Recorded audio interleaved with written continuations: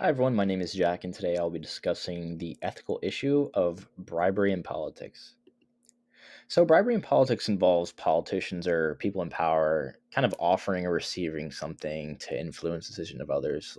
And people like public officials, politicians, maybe government employees. And this unethical practice can definitely mess with the democratic process and for sure negatively affect the public trust in government.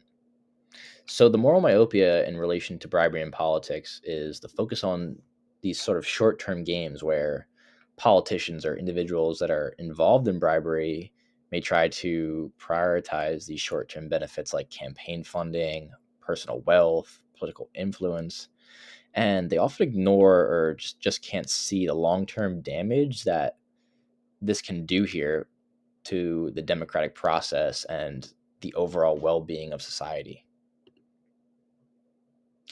So here I wanted to focus on the everybody does it rationalization, where in the political world, the everybody does it rationalization is a pretty common thing you see for engaging in bribery. And people who use this rationalization argue that because bribery and corruption are so widespread and have become such a normal part of the political world, that their own participation in these activities is somehow justifiable.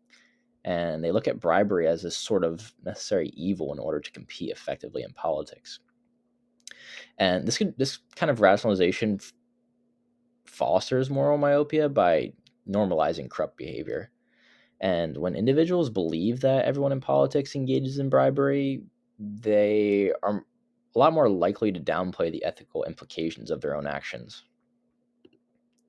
So now I want to talk about the end justifies the means rationalization, where this kind of rationalization is another common justification for bribery in politics. And those who are a part of this rationalization argue that the ultimate goal they hope to achieve, like passing important legislation, gaining political power, or securing campaign funding, are so important that they sort of justify resorting to these unethical means like bribery to achieve them.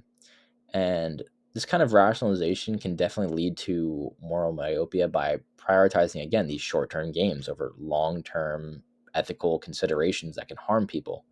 And individuals who believe that their goals are noble may overlook or underestimate the damage caused by bribery. They may view their actions as a necessary means to an end that kind of diminishes the democratic process and harms society's ethics.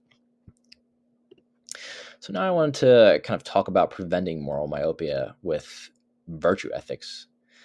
Aristotle sort of proposes virtue ethics as helping the development of virtuous character traits as this sort of foundation for ethical decision making. And it really focuses on trying to develop moral virtues like honesty, integrity, justice to make good ethical decisions.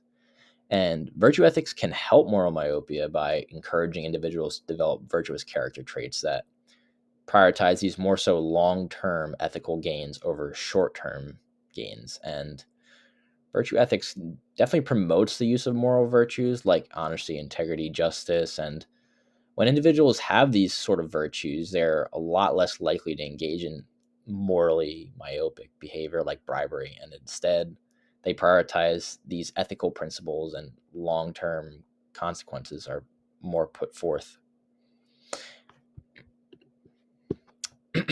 And by applying virtue ethics to prevent moral myopia and bribery in politics can be done by emphasizing integrity in public services as virtues, and politicians and public officials can be encouraged to embody these virtues like integrity, honesty, and have a sense of public service. And when these individuals in politics prioritize these virtues, they're a lot less likely to engage in bribery as it kind of contradicts their commitment to serving the public good within integrity.